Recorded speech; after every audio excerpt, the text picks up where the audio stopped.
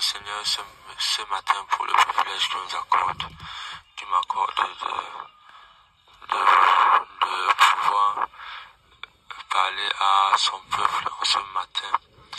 Nous allons ouvrir nos Bibles dans le livre de Jean, le chapitre 10. C'est un texte que nous connaissons par cœur. Jean 10, le verset 10. La Bible dit: le voleur ne vient que pour détruire, le voleur ne vient que pour dérober, égorger et détruire. Moi, je suis venu afin que les brebis aient la vie et qu'elle soit dans l'abondance. Parole du Seigneur. Oui, en ce matin, nous voyons que ce texte nous montre la mission ou bien l'objectif premier de Satan et l'objectif premier de Christ.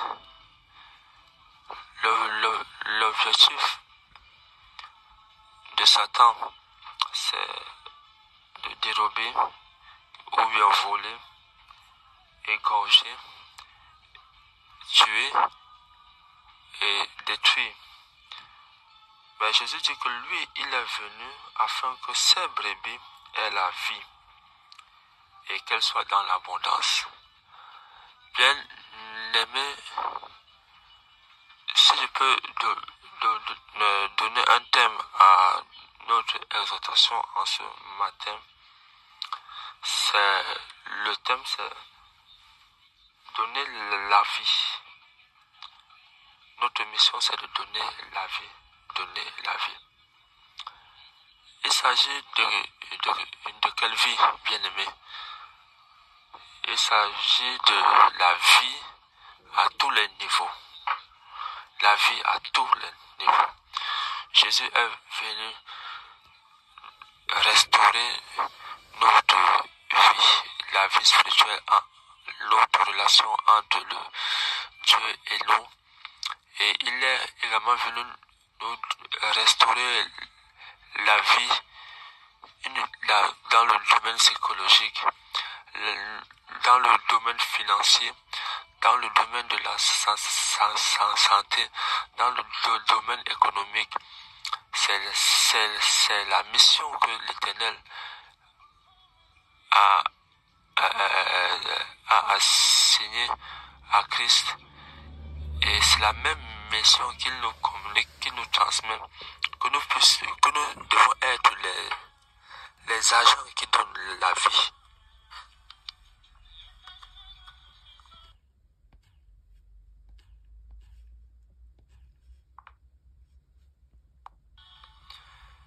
Et l'un des pans pour donner la vie, comme Christ l'a fait, c'est redonner la place de l'homme, c'est-à-dire revaloriser l'homme.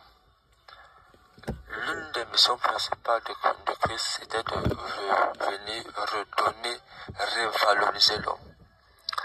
Revaloriser l'homme. Redonner à l'homme sa valeur. Sa valeur. Bien aimé, si autour de nous, nous dévalorisons continuellement, si dans un foyer, les hommes, les différents partenaires sont tout le temps en train de s'envoyer des paroles dévalorisantes du genre que tu n'es rien, tu es abruti, tu es imbécile, tu es imbécile, tu es fou, tous. Nous sommes en train de nous dévaloriser. Et nous voyons que même cela, même les paroles dévalorisantes sont constamment et continuellement envoyées au milieu de l'Église. Au milieu de l'Église. Mais Christ nous a donné la vie. En nous donnant la vie, il nous a redonné la valeur. Il nous a redonné la valeur. Prenons un peu le texte de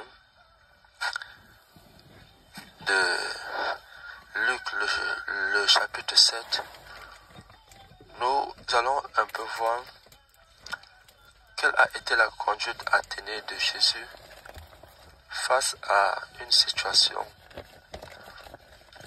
Luc, le chapitre 7, à partir du verset 36, le titre c'est la pécheresse pardonnée. Un pharisien pria à Jésus de manger avec lui. Jésus entra dans sa maison et se mit à table. Et voici une femme pécheresse se trouvait dans la ville, ayant su qu'il était à table dans la maison du pharisien, apporta un vase d'albâtre plein de parfum. Nous allons sauter et nous allons lire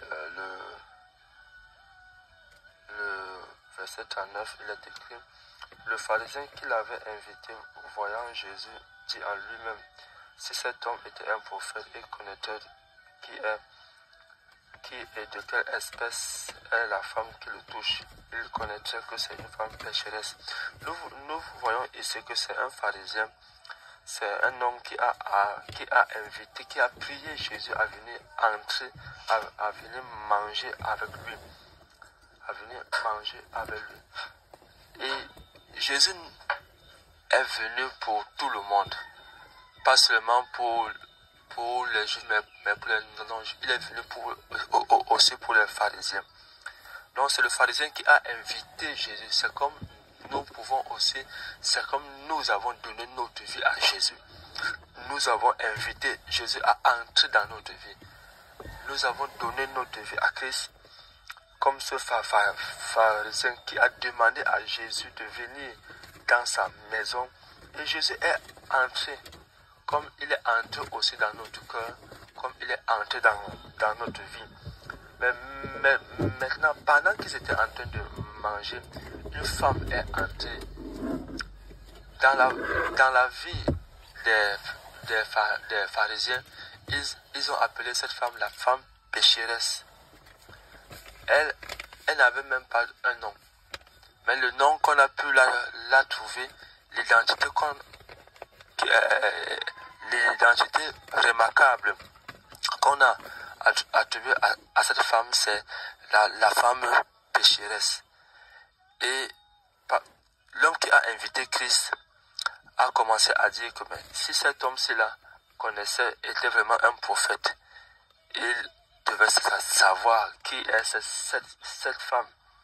Et lorsque nous continuons la lecture plus loin, la Bible dit au verset 44, puis se tournant vers la femme, et il dit: vois-tu cette femme?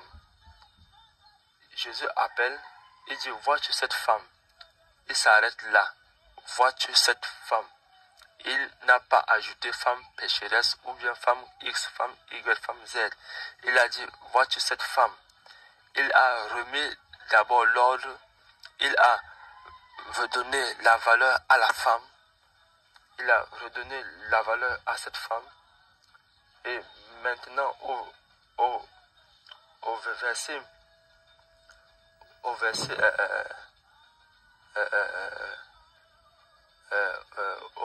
verset 48, il est écrit: et il dit à la femme: tes péchés sont pardonnés. Et au verset 50, il dit: mais Jésus dit à la femme: ta foi t'a sauvée. Nous voyons que ici, Jésus, pour sauver, pour restaurer, pour guérir, pour délivrer, n'a pas besoin de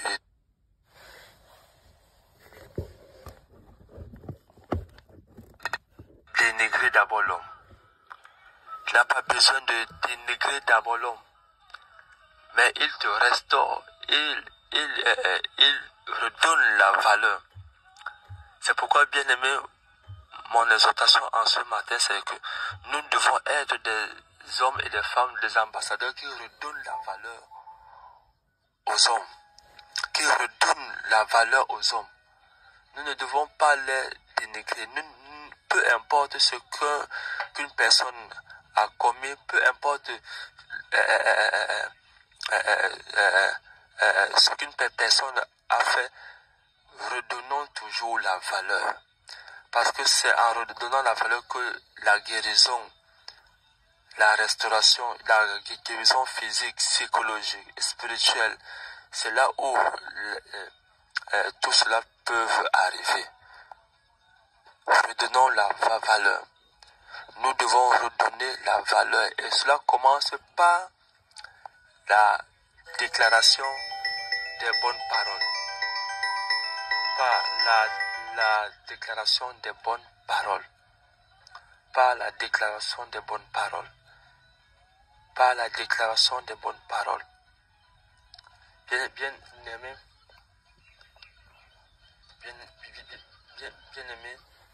nous devons suivre les pas de Christ. Nous devons suivre les pas de Christ.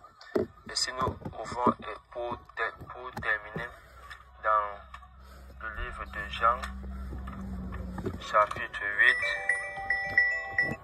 Jean chapitre 8, Jean chapitre 8,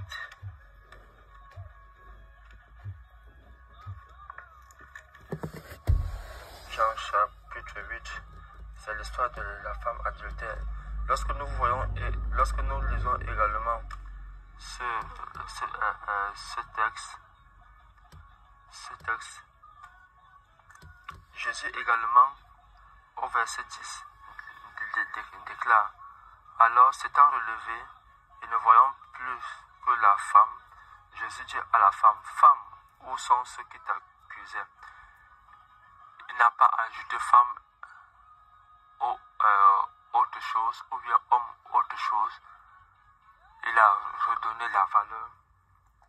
Il a redonné la valeur. Et lorsque nous regardons aussi dans Jean le chapitre 9, nous voyons la guérison d'un aveugle né.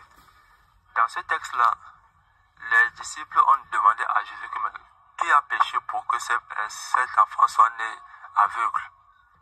Qui a péché? Jésus a dit que personne n'a péché. Sa maladie, c'est pour la gloire de Dieu. Bien aimé, lorsque nous voyons cela, Jésus également n'a pas voulu d'une manière ou d'une autre exposer l'homme. Si c'était de nos jours aujourd'hui, devant un tel cas, nous serons en train de dire que c'est X qui a péché, Z qui a péché, c'est W qui a péché. Et cela aurait encore créé des divisions dans des familles. Et c'est la raison pour laquelle, dans le message qui nous a été donné en semaine concernant l'autorité, la soumission aux autorités, plusieurs de cette désobéissance à l'autorité, c'est à cause des enseignements que nous recevons à l'église. Ces enseignements qui disent que nous sommes innocents, mais c'est les autres qui sont responsables de nos malheurs. C'est aussi une façon de dévaloriser l'homme. C'est la personne que nous appelons sorcier aujourd'hui. Nous oublions que le sang de Christ a aussi coulé pour cette personne. Bien aimé, je rends grâce à Dieu pour cette exhortation et que l'Éternel fasse qu'il continue à faire de nous des hommes et des femmes qui vont redonner la vie, car nous sommes la lumière du monde et le sel de la terre. Que le Seigneur nous bénisse et bénisse sa parole. Amen.